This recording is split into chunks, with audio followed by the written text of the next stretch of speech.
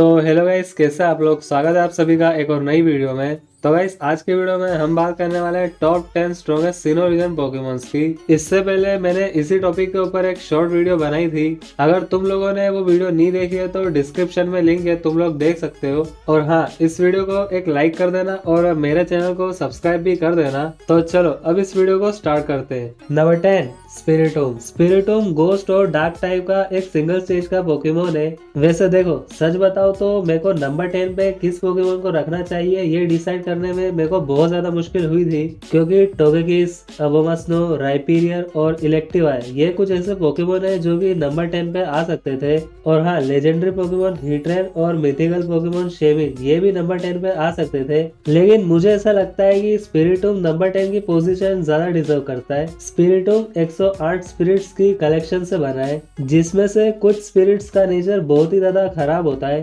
ये जो स्पिरिट्स का कलेक्शन है ये अपने मिसडीड्स के लिए जानी जाती है। इसीलिए एज पनिशमेंट एक ट्रेवलर ने मिस्टीरियस स्पेल का यूज करके इन स्पिरिट्स को कोड की स्टोन में सील कर लिया था।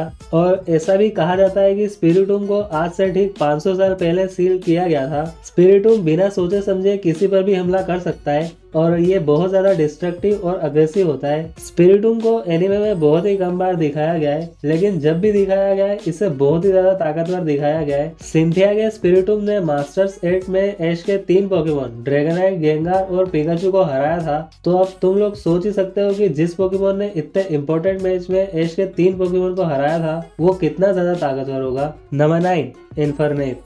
इन्फर्नेप फायर और फाइटिंग टाइप का एक स्टार्टर पोकेमोन है और ये मॉन्फर्नो का एवोल्यूशन है और चिमचार का फाइनल एवोल्यूशन है। इन्फर्नेप बहुत ही ज्यादा फुर्तीला पोकेमोन है और ये एक यूनिक तरह के मार्शल आर्ट्स की प्रैक्टिस करता है, जिसमें इसके सभी लिम्स इन्वॉल्व होते हैं, क्योंकि इन्फर्नेप खुद को आग में लपेट लेता है और फायरी पंचेस और किक्स मारता है। और इन्फर्नेप अपनी इंसेंस स्पीड और एजिलिटी के लिए जाना जाता है। एनीमे में इन्फर्नेप को बहुत ही ज्यादा ताकतवर दिखाया गया है। ऐश के इन्फर्नेप ने वॉकनर के 2 पोकेमोन जोल्टियन और लक्सरे को हराया था और सिनो लीग में पॉल के 3 पोकेमोन एग्रोन, निंजेस और इलेक्टिवार को हराया था। लेकिन पूरे पोकेमोन एनिमे का सबसे ताकतवर इन्फर्नेप है फ्लिंट का इन्फर्नेप। फ्लिंट सिनो रीजन का एलिट 4 मेंबर है और फ्लिंट के इन्फर्नेप ने ऐश के 3 पोकेमोन ब्यूजेल, पिकाचू और इन्फर्नेप को हराया था। Number 8, Lucario. लुकारियो फाइटिंग और स्टील टाइप का पोकेमोन है और ये रियोलू का एवोल्यूशन है। लुकारियो अपने ऑरा का यूज करके अपने ओपोनेंट्स के मूवमेंट्स को समझ सकता है और अपने ओपोनेंट का पीछा भी कर सकता है। लुकारियो ह्यूमन लैंग्वेज समझ सकता है और टेलीपैथी से ह्यूमन से बात भी कर सकता है।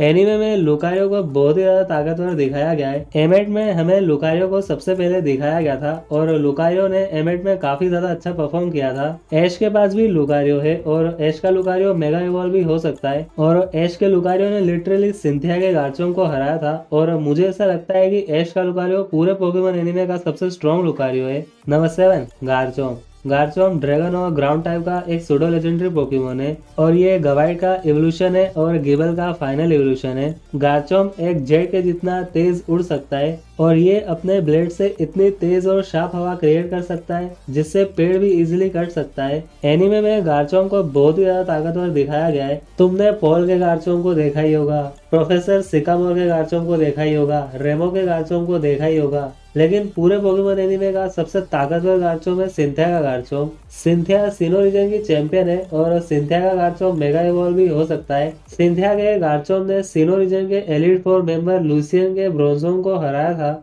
और पॉल के 4 पोकेमोन चिमचार, वीवाइल, मर्क्रो और टोर्टेरा को बहुत ही इजीली हरा दिया था। और सिंथिया के गार्चोम ने सिनो के एक और एलिट 4 मेंबर फ्लिंट के इन्फर्नेप को हराया था। मास्टर्स 8 में सिंथिया के गार्चोम ने आयरस, जो कि यूनोवा रीजन की चैंपियन है, उसके हेक्सोरस को हराया था। नंबर 6 पे आता है क्रिसिलिया। क्रिसिलिया साइड टाइप का लेजेंडरी पोकेमोन है और ये एक सिंगल स्टेज का पोकेमोन है। क्रिसिलिया किसी को भी बुरे सपने से बाहर निकाल सकता है। डार्कराय किसी को भी बुरा सपना दिखा सकता है, वहीं क्रिसिलिया उनको बुरे सपने से बाहर निकालता है। और ऐसा भी कहा जाता है कि अगर किसी के पास क्रिसिलिया का पंख हो तो उसे हमेशा अच्छे सपने आएंगे। क्रिसिलिया किसी को भी रिकवर और हील कर सकता है। क्रिसिलिया हवा में किसी तरह के स्पोर्ट्स को अनलीश कर सकता है जिससे ओपोनेंट कंफ्यूज हो जाता है। क्रिसिलिया को वैसे तो एनीमे में ज्यादा नहीं दिखाया गया है, लेकिन इसे जब भी दिखाया गया इसने ठीक ठाक ही परफॉर्म किया है। लेकिन सच बताऊं तो ये लगभग डार्कराय के जितना ताकतवर है, इसीलिए इसे कमजोर तो बिल्कुल भी नहीं कह सकते।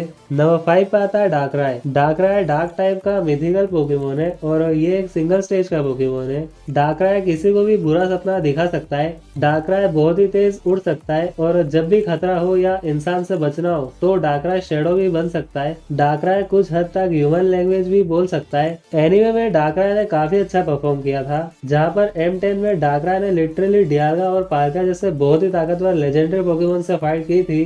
टोबायस के पास डार्कराय है और उसका डार्कराय भी बहुत ज्यादा स्ट्रॉन्ग है। टोबायस के डार्कराय ने सिनो लीग में ऐश के हेराक्रोस, टोरको और गिबल को हराया था और सिर्फ ऐश का सेप्टाइल इकलौता ऐसा पोकेमोन था जिसने टोबायस के अनडिफीटेड डार्कराय को हराया था। नंबर 4 पे आता है रेजिजिगास। रेजिजिगास नॉर्मल टाइप का लेजेंडरी पोकेमोन है और ये एक सिंगल स्टेज का पोकेमोन है। रेजिजिगास ने रेजिआइस, रेजिरॉक, रेजिस्टील, रेजिलेगी और रेजिड्रेगो को क्रिएट किया था। रेजिजिगास इन सभी पोकेमोन्स को कंट्रोल कर सकता है, भले ही वो किसी ट्रेनर के पास हो। जब कोई रेजिजिगास की नींद तोड़ता है तो गुस्से में रेजिजिगास तबाही मचाने लगता है। रेजिजिगास हमें M11 में देखने को मिला था, जहाँ पर उसने काफी अच्छा परफॉर्म किया था। वहीं जब हंटर जे ने रेजिजिगास को चुराने की कोशिश की थी तो रेजिजिगास बहुत ही ज्यादा गुस्से में आ गया था और हर तरफ तबाही मचाने लग गया था। रेजिजिगास कंफ्यूज रे का यूज करके ब्रेंडन के लेजेंडरी टाइटन्स को भी कंट्रोल कर लेता है और गला रीजन में हमें डायनामिक्स रेजिजिगास को भी देखने को मिला था। नंबर 3 पे आते हैं लेक गार्डियंस, जिसमें युक्सी, मिस्प्रिट और एजेल्फ आते हैं। बात करें युक्सी की तो युक्सी साइकिक टाइप का एक लेजेंडरी पोकेमोन है और ये एक सिंगल स्टेज का पोकेमोन है। युक्सी किसी की भी मेमोरी इरेज कर सकती है और युक्सी की स्पिरिट इसके शरीर से बाहर जा सकती है बिना मरे और फिर वापस भी आ सकती है। ऐसा कहा जाता है कि युक्सी ने नॉलेज को क्रिएट किया है। युक्सी इल्यूजन भी क्रिएट कर सकती है और खुद को और दूसरे पोकेमोन और इंसानों को टेलीपोर्ट भी कर सकती है। वैसे युक्सी को एनीमे में ज्यादा नहीं दिखाया गया है, लेकिन हाँ ये काफी ताकतवर पोकेमोन है। युक्सी एजेल्फ और मिस्प्रिट के साथ मिलकर डियागा और पाल्का को भी शांत कर सकती है। बात करें मेस्प्रिट की तो मेस्प्रिट साइकिक टाइप का लेजेंडरी पोकेमोन है और ये एक सिंगल स्टेज का पोकेमोन है। युक्सी की तरह मेस्प्रिट की भी स्पिरिट उसके शरीर से बाहर जा सकती है बिना मरे और फिर वापस भी आ सकती है। ऐसा कहा जाता है कि अगर कोई इंसान मेस्प्रिट को छू ले तो उसे इमोशंस फील नहीं होंगे। ऐसा कहा जाता है कि मिस्प्रिट ने इमोशंस को क्रिएट किया है और मिस्प्रिट के पास भी टेलीपोर्ट करने की पावर है। वैसे मिस्प्रिट को भी एनिमे में बहुत ही कम बार दिखाया गया है, लेकिन हाँ ये भी एक काफी ताकतवर पोकेमोन है। बात करें अजेल्फ की तो अजेल्फ एक साइक टाइप का एक सिंगल स्टेज का लेजेंडरी पोकेमोन है। युक्सी और मिस्प्रिट की तरह अजेल्फ की स्पिरिट भी उसके शरीर से बाहर जा सकती है बिना मरे और फिर जब चाहे वापस आ सकती है। अजेल्फ दूसरों की विल पावर कंट्रोल कर सकता है और अजेल्फ किसी की भी विल पावर छीन सकता है और युक्सी और मिस्प्रिट की तरह अजेल्फ के पास भी टेलीपोर्ट करने की पावर है। अजेल्फ को भी पोकेमोन एनीमे में बहुत ही कम बार दिखाया गया है, लेकिन ये भी बहुत ज्यादा ताकतवर पोकेमोन है। और मैंने पहले भी कहा था कि युक्सी, मिस्प्रिट और अजेल्फ ये तीनों मिलकर डियाल्गा और पाल्का जैसे बहुत ही ताकतवर लेजेंडरी पोकेमोन को शांत कर सकते हैं और ये तीनों पोकेमोन लगभग इक्वली पावरफुल है। नंबर 2 पे आता है डियाल्गा, पाल्किया एंड गैरेटिना। बात करें डियाल्गा की तो डियाल्गा स्टील और ड्रैगन टाइप का एक लेजेंडरी पोकेमोन है और ये एक सिंगल स्टेज का पोकेमोन है। डियाल्गा को आर्कियस ने बनाया था और डियाल्गा टाइम को कंट्रोल करता है। डियाल्गा टाइम को फास्ट कर सकता है, स्लो कर सकता है और डियाल्गा टाइम को पूरी तरीके से रोक भी सकता है और डियाल्गा टाइम ट्रेवल भी कर सकता है। मतलब डियाल्गा पास्ट में और फ्यूचर में भी जा सकता है। डियाल्गा पाल्किया के साथ मिलकर यूनिवर्स को क्रिएट और डिस्ट्रॉय भी कर सकता है। डियाल्गा को M10 में दिखाया गया था, जहाँ पर इसने पाल्किया से फाइट की थी और डियाल्गा को M11 में भी दिखाया गया था, जहाँ पर इसने गैरेटिना से फाइट की थी। डियाल्गा को M12 में भी दिखाया गया था और डियाल्गा ने M12 में आर्कियस से फाइट की थी और डियाल्गा को M18 में भी दिखाया गया था। बात करें पाल्किया की तो पाल्किया वाटर और ड्रैगन टाइप का एक लेजेंडरी पोकेमोन है और ये एक सिंगल स्टेज का पोकेमोन है। पाल्किया को भी भी आर्कियस ने ही बनाया था और पालगा स्पेस को कंट्रोल करता है और पालगा स्पेस में कहीं पर भी ट्रेवल कर सकता है। और जैसा कि मैंने पहले भी कहा था, डियागा और पालगा यूनिवर्स को क्रिएट भी कर सकते हैं और डिस्ट्रॉय भी कर सकते हैं। पालगा को भी M10 में दिखाया गया था जहाँ पर इसने डियागा से फाइट की थी और पालगा ने M12 में आर्कियस से फाइट की थी और पालगा को M18 में भी दिखाया गया था। बात करें गैरेटिना की तो गैरेटिना गोस्ट और ड्रैगन टाइप का एक लेजेंडरी पोकेमोन है और ये एक सिंगल स्टेज का पोकेमोन है, लेकिन इसके पास ओरिजिन फॉर्म है। गैरेटिना के ओरिजिन फॉर्म को इसका ट्रू फॉर्म माना जाता है। गैरेटिना को भी आर्कियस ने क्रिएट किया था। यूनिवर्स को क्रिएट करने के बाद गैरेटिना के वायलेंट नेचर के कारण आर्कियस ने गैरेटिना को डिस्टोर्शन वर्ल्ड में भेज दिया था। गैरेटिना बहुत ही ज्यादा अग्रेसिव पोकेमोन है। M11 में गैरेटिना को दिखाया गया था और M11 में गैरेटिना ने लिटरली डियागा को धो दिया था और M12 में डियागा और पालगा के साथ मिलकर गैरेटिना ने आर्कियस से फाइट की थी और गैरेटिना को M18 में भी दिखाया गया था। अब देखो, इन तीनों पोकेमोन को एक साथ रखने का सिंपल सा रीजन ये है कि ये तीनों पोकेमोन के पावर्स लगभग सेम है, इसलिए मैंने इन तीनों को नंबर 2 पे रखा है। वैसे बहुत से लोग ऐसा कहते हैं कि गैरेटिना डियागा और पालगा से ज्यादा ताकतवर है, लेकिन मुझे ऐसा लगता है कि इन तीनों की पावर लगभग सेम ही है। नंबर 1 पे आता है द ओरिजिनल वन, आर्कियस।